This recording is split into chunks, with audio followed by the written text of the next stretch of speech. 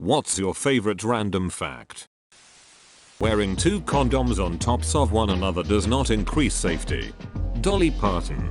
They also drink out sweat. I went to the rainforest and as multiple butterflies stand on me to drink the sweat drips. TBH, if butterflies weren't so pretty to humans they'd be frickin' terrifying, and they kinda are if you look at them up close for too long. Otters hold hands while they sleep. That's my favorite fact cause it's just so adorable. Otter pops do not contain any otter in them at all. Also, part of the proceeds went to saving otters during a period of time in the 1990s.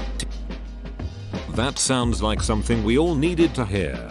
Yes, it's so cute. They do that so they won't drift apart. Or Russia is bigger than Pluto. Another random fact. Russians are taught not to smile in school and are encouraged to only drink vodka. Russia also has some of the hottest women in the world. Had to Google this to make certain. Kinda understand why Pluto was declassified as a planet, but damn it, IT the principal. Viva LA Pluto. We can't forget its largest moon, Charon.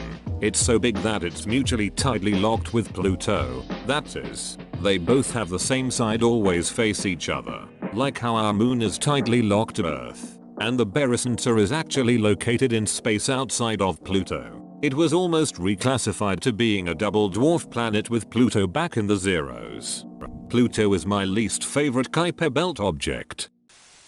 A group of owls is called a polliment. A group of cats is a nuisance. A group of Karens is called a privilege. Take that back or I'll speak to your manager.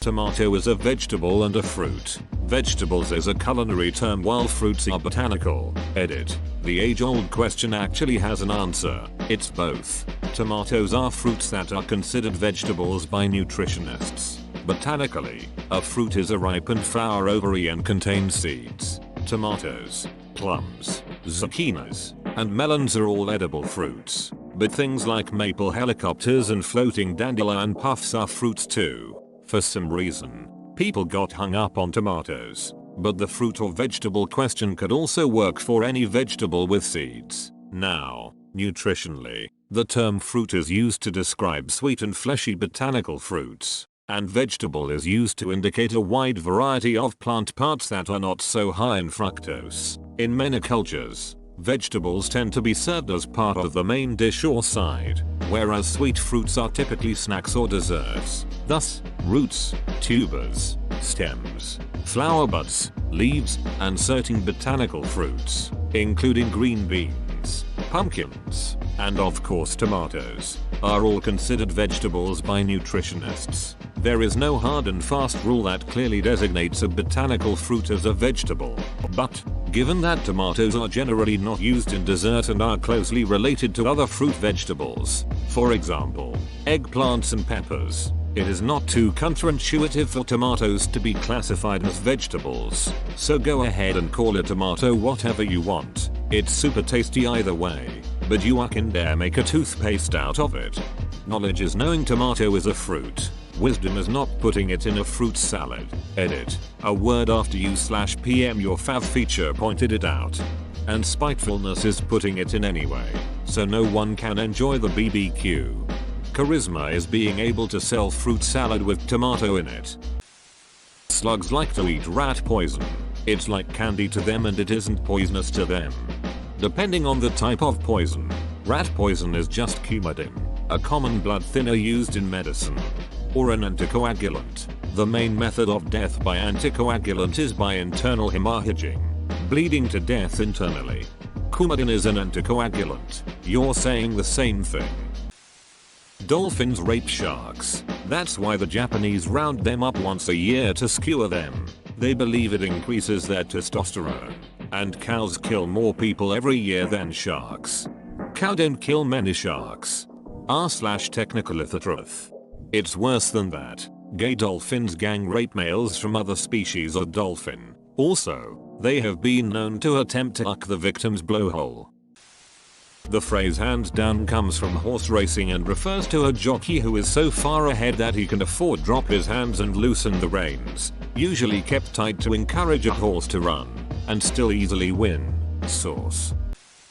Asparagus grows so quickly during the spring, up to 10 inches in one 24-hour period, or almost half an inch per hour, that you could literally sit and watch it grow were you so inclined, or that bored. I'm so inclined my asparagus is growing upside down. I sure wish I knew this when quarantine started. Certain asparagus ferns grow even faster than this when producing new fronds, and you can watch them reach their tendrils out, looking for a support or for light, and only once they find the right spot will they push out their leaves. Super cool, but also pretty freaky to look at your houseplants and see them in new positions every few minutes and like much longer. Norway and North Korea are separated by one country. Japan was occupied by Britain after the attack on Pearl Harbor. Okay, I am from Norway and now I am scared of an invasion or something. Except the country is Russia so. And Russia is bigger than Pluto. The word goodbye evolved from the short form of God be with ye that an author named Gabriel Harvey used in a letter in 1573. Is this a similar event in Spanish? Dios. The word factoid means something that's like a fact, but isn't. The correct word for a fun little fact should be facted. Yes, I'm a prescriptivist occasionally. Which means that it's usually more correct than the speaker intends. Babies don't have kneecaps for the first 4 years of their life. My patella feels weird now. As a person who suffers from patella maltracking, I can't even imagine a moment where we don't have it and it doesn't hurt. Babies also have a hole in their head top of the skull, the bones aren't quite fully formed. There's over 200 dead bodies on Mount Everest that haven't been retrieved. Instead, they serve as markers for the hikers.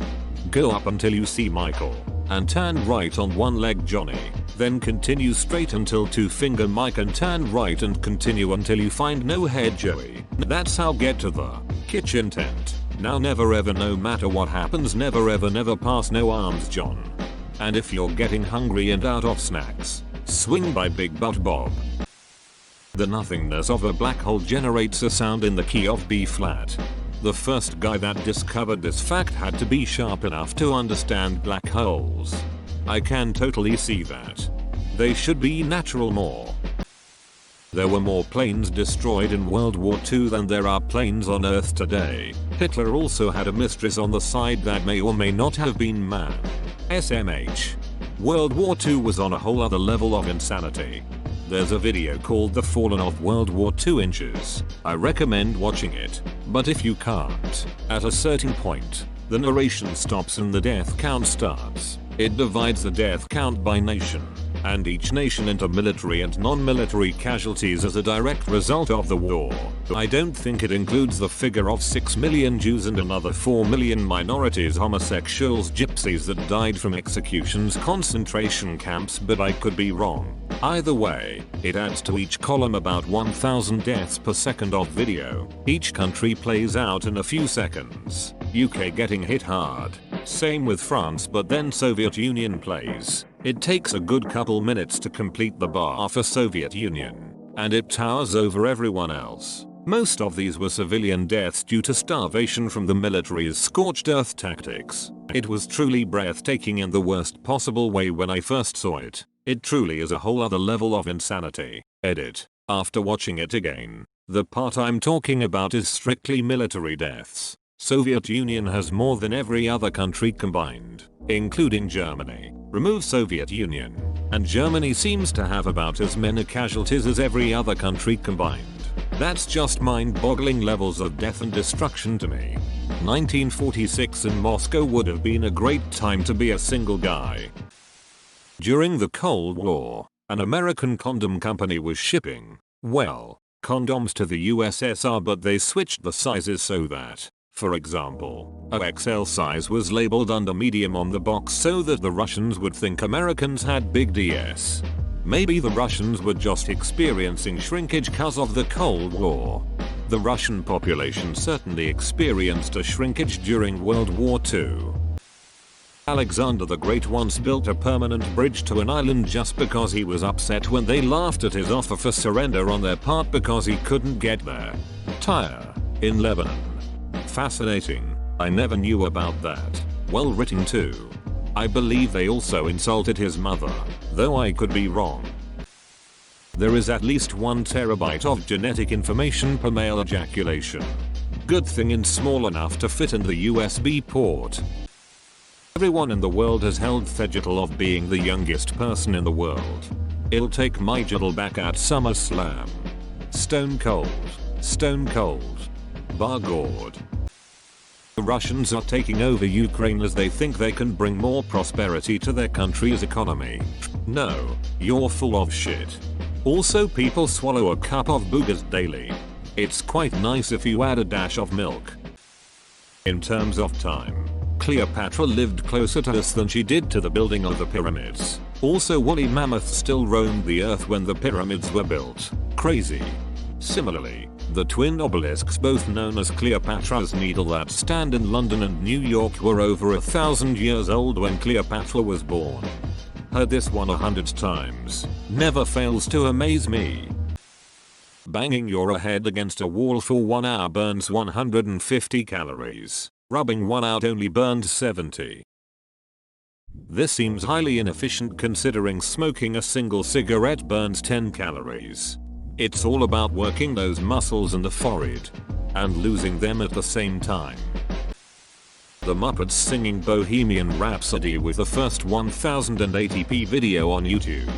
Here's the video for convenience, youtube.com link. However, it's more fun to watch the side-by-side comparison someone put together, youtube.com link.